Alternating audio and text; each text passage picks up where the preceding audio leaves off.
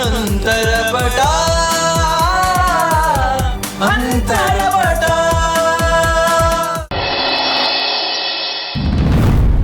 Okay ಬಿಡು, ಕಾಲ್ ಮಾಡ್ತೀನಿ ಅಂದ್ರಲ್ಲ, ಕಾಲೇ ಮಾಡಿ.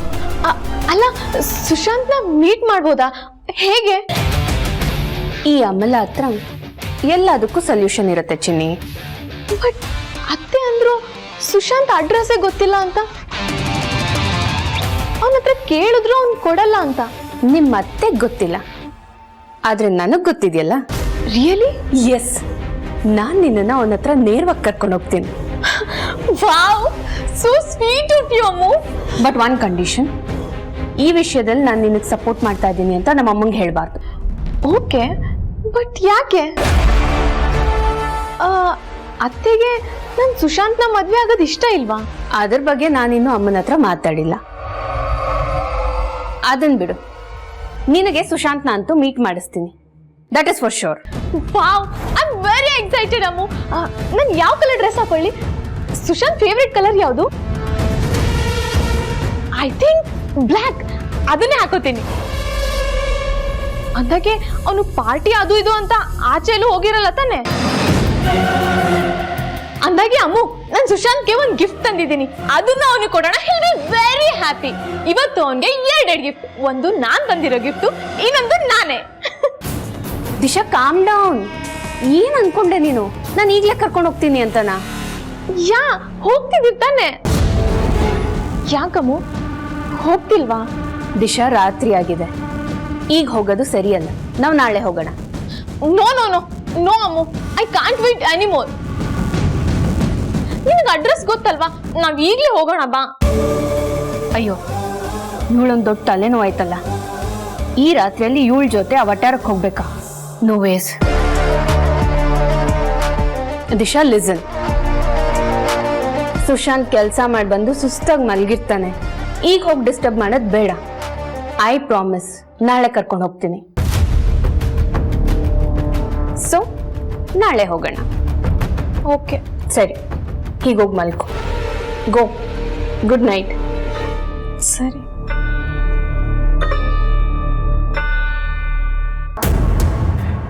ಸುಶಾಂತ್, ನೀನ್ ಆರಾಮಾಗಿರಕ್ ನಾನ್ ಬಿಡಲ್ಲ ಕಂದ. ನಿನ್ ಜೀವನದಲ್ಲಿ ಈಗಾಗ್ಲೇ ಸಮಸ್ಯೆಗಳ ಪ್ರವಾಹನೇ ಇದೆ. ಅದಕ್ಕೆ ಎಡಿಷನ್ ಆಗಿ ಮತ್ತೊಂದು ಬಿರುಗಾಳಿನ ನಾನ್ ಎಂಟ್ರಿ ಕೊಡಿಸ್ತಿದ್ದೀನಿ. Be ready for Disha.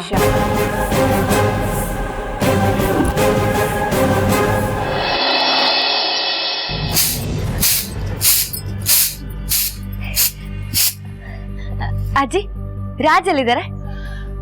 ಕೆಲ್ಸಕ್ಕೆ ಹೋಗಕ್ ತಯಾರಿ ಮಾಡ್ಕೋತಿರ್ಬೇಕು, ಅಲ್ಲಿದ್ದಾನೆ ನೋಡಮ್ಮ. ಸರಿ ಅಜ್ಜಿ. ಬಿಡಿ. ಯಾರು ಹೇಳಿ ನೋಡೋಣ? ಪ್ಲೀಸ್ ಬಿಡಿ. ನೀವ್ ಹೇಳೋವರೆಗೂ ನಾನು ಕೈ ಬಿಡಲ್ಲ. ಏನ್ ವಿಷಯ?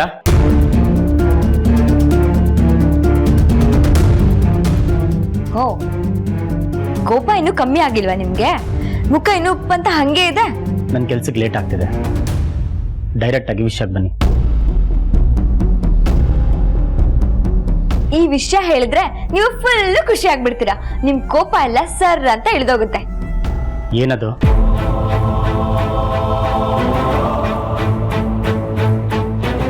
ನಮ್ಗೆ ನಮ್ ದುಡ್ಡು ಸಿಕ್ತು ರಾಜ್.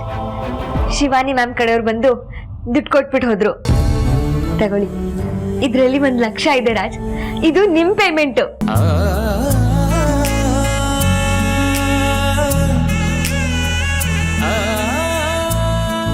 ಮುನಿಯಮ್ಮ, ಇದು ನನ್ನ ಪೇಮೆಂಟಾ? ಹೌದು, ನಮ್ಮ ಕೆಲ್ಸಕ್ಕೆ ಸಿಕ್ಕ ಪ್ರತಿಫಲ ರಾಜ್ ಇದು. ನಾವಿಬ್ರು ಸೇರಿ ನಮ್ಮ ಮೊದಲನೇ ಪ್ರಾಜೆಕ್ಟ್ ಅಲ್ಲಿ ಗೆದ್ಬಿಟ್ವಿ. Thank you Muniyamma. ನನಗೆ ಎಷ್ಟು ಖುಷಿ ಆಗ್ತಿದೆ ಗೊತ್ತಾ? ಇದು ನನ್ನ ಪಾಲಿಗೆ ಬರೀ ದುಡ್ಡಲ್ಲ, ನನ್ನ ಕನಸು. ಇವತ್ತದು ನನ್ಸಾಗೋಯ್ತು. ನಾನು 1 ಲಕ್ಷ ದುಡ್ದ್ಬಿಟ್ಟೆ. ಎಸ್. ನನಗೆ ಗೊತ್ತು ರಾಜ್, ಈ ದುಡ್ಡು ನಿಮಗೆ ಎಷ್ಟು ಮುಖ್ಯ ಅಂತ. ಫೈನಲಿ ನೀವು 1 ಲಕ್ಷ ದುಡಿದ್ಬಿಟ್ರಿ. ನಿಮ್ ಮುಖದಲ್ಲಿರೋ ಈ ಖುಷಿನ ನೋಡೋದಕ್ಕೆ ನನಗೆ ಎಷ್ಟು ಖುಷಿ ಆಗ್ತದೆ ಗೊತ್ತಾ? ಮುನಿಯಮ್ಮ, ಇದೆಲ್ಲ ನಿಮ್ಮಿಂದ ಸಾಧ್ಯ ಆಗಿದ್ದು. 1 ರೂಪಾಯಿ ಬೆಲೆ ಗೊತ್ತಿಲ್ದಿರೋನ್ಗು 1 ಲಕ್ಷ ದುಡಿಯೋ ತರ ಮಾಡಿದ್ರಿ. ಥ್ಯಾಂಕ್ಸ್ ಮುನಿಯಮ್ಮ. ಅಯ್ಯೋ ನಂದೇನಿದೆ, ಎಲ್ಲ ನಿಮ್ ಶ್ರಮದಿಂದ. ನೀವು ಕಡೆಗೂ ಅನ್ಕೊಂಡಿದ್ದನ್ನ ಅಚೀವ್ ಮಾಡ್ಬಿಟ್ರಿ ರಾಜ್. ಕಂಗ್ರಾಟ್ಸ್. ಮುನಿಯಮ್ಮ, ಬರೀ ನನ್ನ ಮೊದಲನೇ ಕನ್ಸಷ್ಟೇ ನನ್ಸಾಗಿದೆ. ನನ್ಗೆ ಇನ್ನೊಂದು ಕನ್ಸಿದೆ, ಅದನ್ನ ನೀವೇ ಕೊಟ್ಟಿದ್ದು. ಅದೇನಂದ್ರೆ ನಾವಿಬ್ರು ಸೇರಿ ಒಂದು ಕಂಪ್ನಿ ಕಟ್ಟೋದು.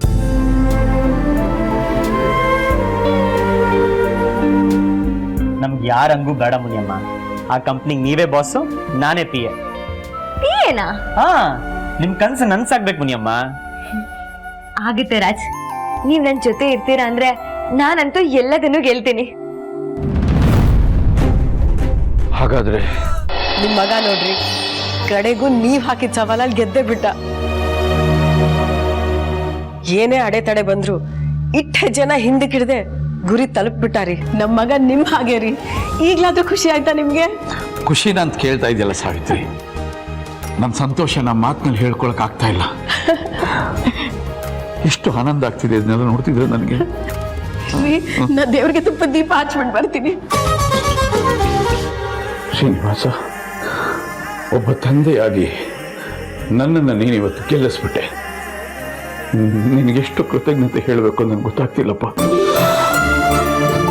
ಧನ್ಯ, ನಾನು ಧನ್ಯ.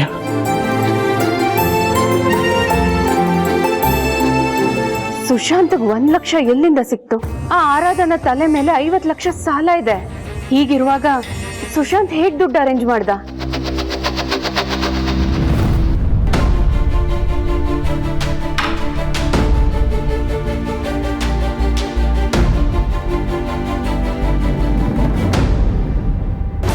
ನಾ ಬಂದಿರೋ ಕೆಲಸ ಮುಗಿತಲ್ವಾ, ಇನ್ನಿಲ್ಲಿರೋದ್ರಲ್ಲಿ ಏನಾಗ್ತಾ ಇದೆ? ಯಾವಾಗ ಮನೆಗೆ ಹೋಗ್ತೀನಿ ಅಂತ ಅನಿಸ್ತಿತ್ತು. ಫೈನಲ್ ಟೈಮ್ ಬಂತು, ನಾನೀಗ ಹೊಡ್ತೀನಿ.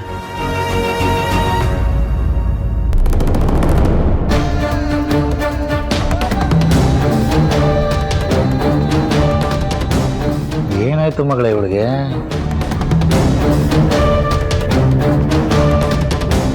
ಆರಾಧ್ನಾ, ಆರಾಧ್ನಾ, ಬಾಗಲ್ ತೆಗಿಯೇ.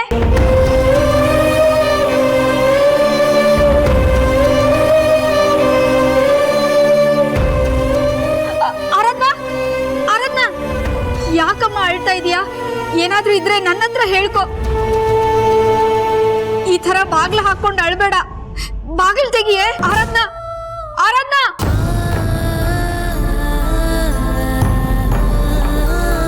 ಅಂದ್ರೆ ನಿಮ್ಮಿಬ್ಬರಿಗೂ ನಿಮ್ ಫ್ರೆಂಡ್ಶಿಪ್ ಬಗ್ಗೆ ಇರೋ ಪ್ರೀತಿ ಇಷ್ಟೇನಾ ಅಂತ ಕೇಳಿದೆ. ನೀವು ಹೀಗಿರ್ಬೇಡಿ ಸಿಸ್ಟರ್, ನನ್ನ ಕೈಲಿ ನೋಡ್ಲಿಕ್ಕಾಗಲ್ಲ. ಈಗೇನು ರಾಜ್ ನಿಮ್ ಜೊತೆ ಯಾಕೆ ಸರಿಯಾಗಿ ಮಾತಾಡ್ಲಿಲ್ಲ ಅನ್ನೋದೇ ಚಿಂತೆ ಅಲ್ವಾ? ಅಲ್ಲ, ತುಂಬಾ ದಿನ ಆದ್ಮೇಲೆ ಮನೆಗೆ ಹೋಗಿದ್ದಾರೆ.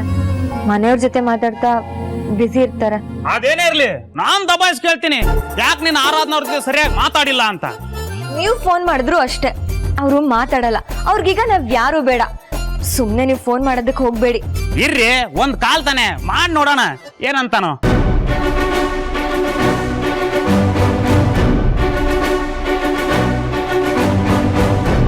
ಹಾ ಪ್ರಸಾದ್, ನಾಳೆ ಆಫೀಸಲ್ಲಿ ಲಂಚ್ ಇಟ್ಕೊಂಡಿದ್ದೀನಯ್ಯ. ಮಿಸ್ ಮಾಡಿದೆ ಬರಬೇಕು.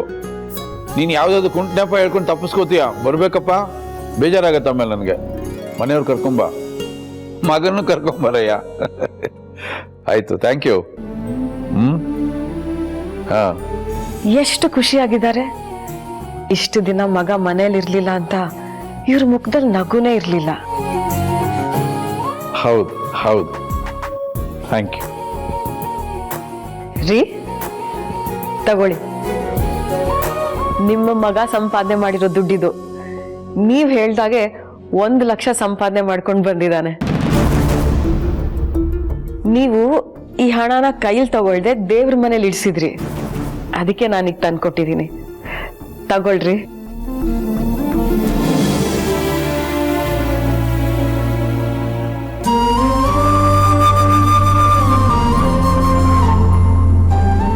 ರೀ, ನನ್ಗಿವತ್ತು ಸಿಕ್ಕಾಪಟ್ಟೆ ಹೆಮ್ಮೆ ಆಗ್ತಾ ಇದೆ. ನೀವೇನ್ ಹೇಳಿದ್ರಿ? ನಮ್ಮ ಮಗನ್ಗೆ ಜವಾಬ್ದಾರಿ ಇಲ್ಲ ಅಂತ ಹೇಳಿದ್ರಿ. ಆದ್ರೆ ಈಗ ನೋಡಿ, ಇವತ್ತು ನಿಮ್ಮ ಕೈಯಲ್ಲಿ ನಮ್ಮ ಮಗ ಸಂಪಾದನೆ ಮಾಡಿರೋ ಹಣ ಇದೆ. ನೂಲಿನಂತೆ ಸೀರೆ, ತಂದೆಯಂತೆ ಮಗ. ಅವನು ಯಾರ ಮಗ? ಧರ್ಮೇಂದ್ರ ಪ್ರಧಾನ್ ಮಗ. ನಾನೇ ಅವನನ್ನು ತಪ್ಪಾಗಿ ತಿಳ್ಕೊಂಡಿದ್ದೆ ಸಾವಿತ್ರಿ. ಆದ್ರೆ ಇವತ್ತು ನನ್ನ ಮಗ ಸುಶಾಂತ್ ತನ್ನ ಸಾಮರ್ಥ್ಯ ಎಂಥದ್ದು ಅನ್ನೋದನ್ನು ಪ್ರೂವ್ ಮಾಡ್ಬಿಟ್ಟ. ಈ ಕ್ಷಣ ನೀನೆಷ್ಟು ಸಂತೋಷ ಪಡ್ತಾ ಇದೆಯೋ ಅದರ 10ರಷ್ಟು ಸಂತೋಷ ನನಗಾಗ್ತಿದೆ. ರೀ, ಒಂದು ಕಡೆ ಮಗ ಮನೆಗೆ ಬಂದಿದ್ದಾನೆ ಅನ್ನೋ ಖುಷಿ, ಇನ್ನೊಂದು ಕಡೆ ನೀವೆಷ್ಟು ಸಂಭ್ರಮ ಪಡ್ತಾ ಇರೋದು. ನಿಮ್ಮ ಫ್ರೆಂಡ್ಸಿಗೆಲ್ಲ ಫೋನ್ ಮಾಡಿ ಮಗ ಮನೆಗೆ ಬಂದಿದ್ದಾನೆ ಅಂತ ಸಂಭ್ರಮ ಪಟ್ಕೊಂಡು ತಿಳಿಸ್ತಾ ಇರೋದು, ಅದು ಇನ್ನಷ್ಟು ಖುಷಿ ಆಗ್ತಾ ಇದೆ ರೀ. ಬರೀ ಹೇಳೋದಲ್ಲ ಸಾವಿತ್ರಿ, ನನ್ನ ಸಂತೋಷನ ಹೇಗೆ ವ್ಯಕ್ತಪಡಿಸೋದು? ನಾಳೆ ಆಫೀಸಲ್ಲಿ ಲಂಚ್ ಇಟ್ಕೊಂಡಿದ್ದೀನಿ. ಬಹಳಷ್ಟು ಜನ ನನ್ನ ಆತ್ಮೀಯರನ್ನೆಲ್ಲ ಕರೆದಿದ್ದೀನಿ. ಸಾವಿತ್ರಿ, ನನ್ನ ಜೀವನದಲ್ಲಿ ನಾನು ಬೇಕಾದಷ್ಟು ಹಣ ಸಂಪಾದನೆ ಮಾಡಿದ್ದೀನಿ. ಬೇಕಾದಷ್ಟು ಹಣನ ಈ ಕೈಯಲ್ಲಿ ನಾನು ಮುಟ್ಟಿದ್ದೀನಿ. ಆದರೆ ಇವತ್ತು ಈ ಹಣ ಮುಟ್ಟುವಾಗ ನನ್ನ ದೇಹ ಎಲ್ಲ ಕಂಪಿಸ್ತಾ ಇದೆ ಸಾವಿತ್ರಿ. ಇದು ನನ್ನ ಮಗನ ಕಷ್ಟಕ್ಕೆ ಸಿಕ್ಕ ಫಲ, ಅವನ ಬೆವರಿಗೆ ಸಿಕ್ಕಂತ ಪ್ರತಿಫಲ. ಈ ಹಣ ಸಂಪಾದನೆ ಮಾಡೋದಕ್ಕೆ ನನ್ನ ಮಗ ಅದೆಷ್ಟು ಕಷ್ಟಪಟ್ಟಿರ್ತಾನೆ ಅಂತ ನನಗೆ ಅರ್ಥ ಆಗ್ತಿದೆ ಸಾವಿತ್ರಿ. ಅವತ್ತು ಮದುವೆ ಮನೆಯಲ್ಲಿ ನನ್ನ ಮಗ ತಾನು ದೊಡ್ಡ ಶ್ರೀಮಂತನ ಮಗ ಅನ್ನೋದನ್ನು ಮರೆತು ಒಬ್ಬ ಸಾಧಾರಣ ವ್ಯಕ್ತಿಯಾಗಿ ಪಡಬಾರದು ಕಷ್ಟಪಡ್ತಿದ್ದ. ಒಬ್ಬ ತಂದೆಯಾಗಿ ಆ ದೃಶ್ಯನ ನೋಡೋದು ನನ್ನ ಕೈಲಿ ಆಗ್ಲಿಲ್ಲ ಸಾವಿತ್ರಿ. ಕರಳಿಗಾಗಿ ಬೆಂಕಿ ಇಟ್ಟಾಗ್ತಾ ಇತ್ತು. ಅದರ ಪ್ರತಿಫಲ ಇವತ್ತು ಅವನು ಸಂಪಾದನೆ ಮಾಡ್ಕೊಂಡ್ಬಂದು ನಿನ್ನ ಕೈ ಕೊಟ್ಟಿದ್ದಾನೆ ಸಾವಿತ್ರಿ. ಇದು ನಿನ್ನ ಭಾಗಕ್ಕೆ ₹1,00,000. ಆದ್ರೆ ನನಗೆ ಈ ಹಣಕ್ಕೆ ಬೆಲೆ ಕಟ್ಟಕ್ಕಾಗ್ತಿಲ್ಲ. ಕೋಟಿ ಹೇಳಿದ್ರು ಕೂಡ ಅದು ಕಮ್ಮಿ ಅಂತ ನನಗನ್ನಿಸ್ತಾ ಇದೆ. ಅಷ್ಟು ಮಹತ್ವ ಇದೆ ಈ ಹಣಕ್ಕೆ, ಮಹತ್ವ ಇದೆ. ರೀ, ನಮ್ಮ ಮಗನಿಗೆ ಅವನ ಫ್ರೆಂಡ್ ಒಬ್ಳು ತುಂಬಾ ಸಪೋರ್ಟ್ ಮಾಡಿದ್ದಾಳೆ. ಅವಳ ಹೆಸರು ಆರಾಧನಾ. ನಿಮ್ ಹೆಸರಲ್ಲಿದೆಯಲ್ಲ ಧರ್ಮ, ಅದು ನಿಮ್ಗೆ ವ್ಯಕ್ತಿತ್ವದಲ್ಲಿಲ್ಲ ಅಂತ ಅವ್ರು ಯಾರಿಗೂ ಗೊತ್ತಿಲ್ಲ. ನಮ್ಮ ಅಪ್ಪನಂತ ಅಮಾಯಕರ ಸಮಾಧಿ ಮೇಲೆ ನೀವು ನಿಮ್ಮ ಶ್ರೀಮಂತರ ಮಹಲಿನಲ್ಲಿ ಕಟ್ಕೊಂಡಿರೋದು. ಎಷ್ಟೇ ಆದರೂ ಆರಾಧನಾ ನನ್ನ ಸ್ನೇಹಿತ ಶಿವ ಮಗಳಲ್ವಾ. ಎಲ್ಲ ಅವನ ಗುಣನೇ ಈ ಮಗು ಬಂದಿದೆ. ಬಹುಶಃ ಆ ಪಲಾವ್ ಮಾಡ್ಕೊಟ್ಟಿರೋದು ಅವಳೇ ಇರ್ಬೇಕು. ಅವಳು ಸುಶಾಂತ್ಗೆ ತುಂಬಾ ಒಳ್ಳೆ ಫ್ರೆಂಡ್ ರೀ.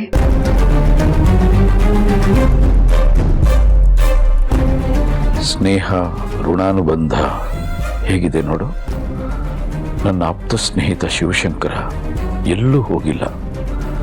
ಆರಾಧನಾ ರೂಪದಲ್ಲಿ ಮತ್ತೆ ನನ್ನ ಜೀವನದ ಒಳಗೆ ಬಂದಿದ್ದಾನೆ.